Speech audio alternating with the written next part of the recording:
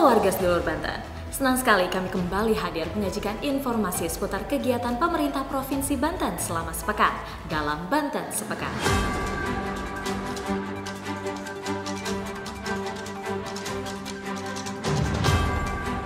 Kita masuk ke informasi pertama. Pemerintah Provinsi Banten melalui pelaksana harian Sekretaris Daerah Virgoyanti bersama kantor staf Presiden mengurai dan menindaklanjuti permasalahan yang diperkirakan akan menghambat target penyelesaian PSN Tol Serang Panimbang.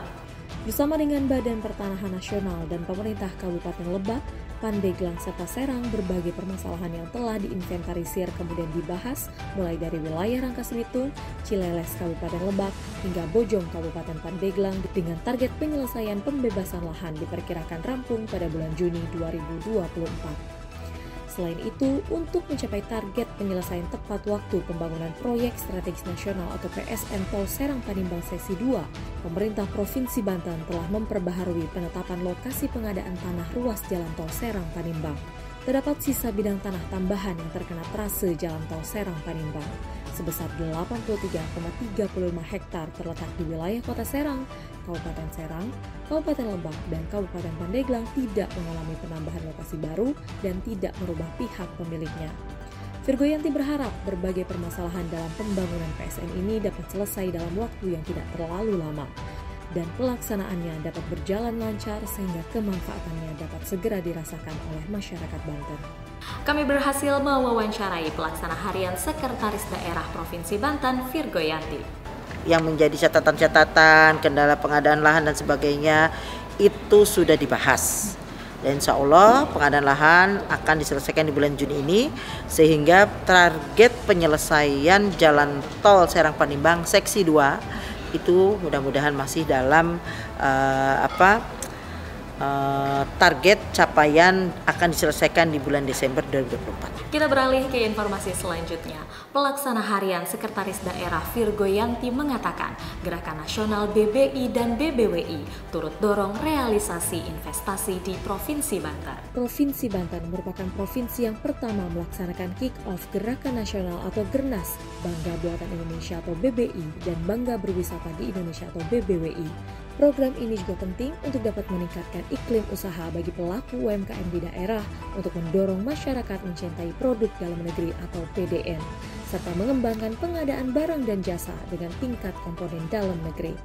Dalam kesempatan itu, Deputi Bidang Koordinasi Pariwisata dan Ekonomi Kreatif Kementerian Koordinator Bidang Kemaritiman dan Investasi Odo RM Manuhutu mengatakan, tindak lanjut sebagai bagian kesimpulan FGD, yakni pertama, pemerintah daerah menjaga keberlanjutan pelaksanaan Gernas BBI, PDN, BBWI yang berdampak dan memberi manfaat bagi perekonomian daerah. Kedua, fokus pada pendampingan atau pelatihan yang dibutuhkan UMKM pelaku wisata serta capaian target onboarding, transaksi, sertifikasi, realisasi belanja PDN, dan kunjungan wisatawan domestik. Tiga, kolaborasi seluruh satuan kerja atau OPD untuk pelaksanaan Gernas BBI, PDN, BBWI di masing-masing daerah termasuk penganggarannya. Keempat, membangun kolaborasi kegiatan bersama kabupaten kota untuk mendapatkan manfaat yang optimal. Kelima, optimalisasi event besar yang berkualitas untuk meningkatkan kunjungan wisatawan sekaligus meningkatkan transaksi penjualan UMKM. Serta keenam, untuk membuat best practice dari berbagai pemerintah provinsi. Baik warga sedulur Banten, penjabat Gubernur Banten Al-Muktabar menyampaikan nota pengantar Raperda tentang pertanggungjawaban pelaksanaan APBD tahun anggaran 2023 kepada DPRD Provinsi Banten.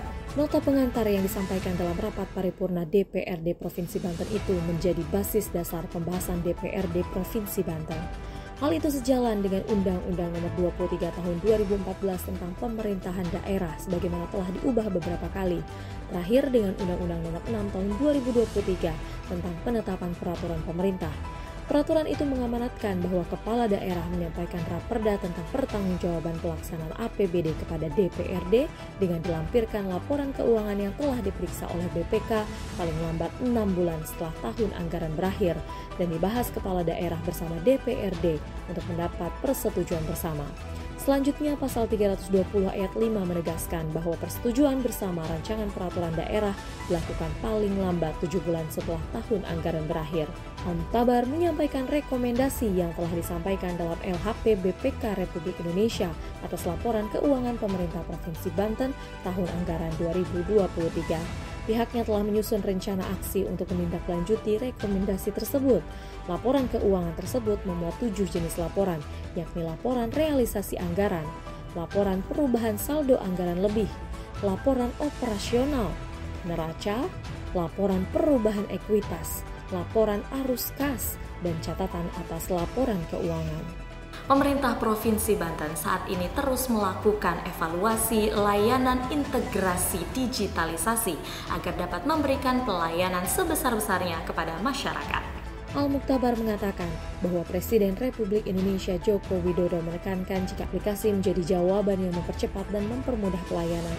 Presiden Jokowi juga berpesan agar semua kementerian dan lembaga serta pemerintah daerah saling mengintegrasi aplikasi, data, dan layanannya, karena kesederhanaan dalam pelayanan dapat berdampak pada masyarakat. Sejalan dengan itu, pemerintah Provinsi Banten kini terus melakukan evaluasi pada semua platform digital yang ada untuk bisa diintegrasikan. Hal ini dilakukan juga karena menjadi bagian dari upaya reformasi birokrasi. Aplikasi yang dimiliki oleh Provinsi Banten sudah cukup efisien, di antaranya penggunaan SIPD mulai dari perencanaan, pelaksanaan, pertanggungjawaban anggaran pendapatan belanja, hingga pengadaan barang dan jasa dengan menggunakan e-katalog.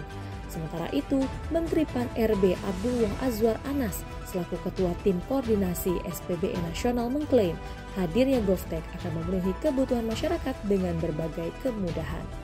Informasi selanjutnya, pemerintah Provinsi Banten melakukan antisipasi kenaikan harga 20 komoditas pangan yang dapat memicu kenaikan angka inflasi daerah menjelang Hari Raya Idul Adha. Virgoyanti berharap seluruh stakeholder turut melakukan upaya antisipasi kenaikan harga pangan, sehingga pada momen Hari Raya Idul Adha tahun ini, daya beli masyarakat tetap terjaga.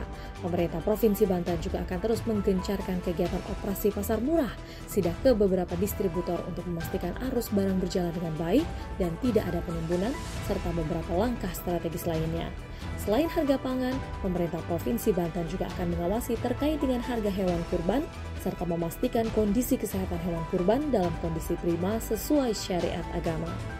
Pelaksana harian Sekretaris Daerah Virgoyanti berikan materi terkait rancangan pembangunan daerah tahun 2025 kepada para peserta orientasi P3K Guru Provinsi Banten. Virgoyanti berharap guru dapat menciptakan generasi berakhlak mulia, berbudaya, dan cerdas. Virgoyanti menambahkan, tenaga pendidik merupakan garda terdepan pelayanan publik khususnya dalam mencerdaskan anak bangsa dengan meningkatkan angka partisipasi sekolah sehingga siswa termotivasi untuk menggapai pendidikan yang tinggi. Tenaga kependidikan diharapkan dapat bersama-sama menjaga dan merawat setiap sarana dan prasarana sekolah sehingga mampu menjadikan lingkungan aman dan nyaman. Sementara Kepala BPSDMD Provinsi Banten Untung Saritomo menyampaikan pihaknya akan melaksanakan orientasi P3K Guru Provinsi Banten sebanyak 7 gelombang dengan masing-masing gelombang sebanyak 160 orang peserta, di mana pada orientasi tersebut para peserta diberikan materi terkait pemerintah Provinsi Banten dan lain-lain. Demikian Banten Sepekan kami hadirkan untuk Anda warga sedulur Banten. Sampai jumpa di Banten Sepekan selanjutnya.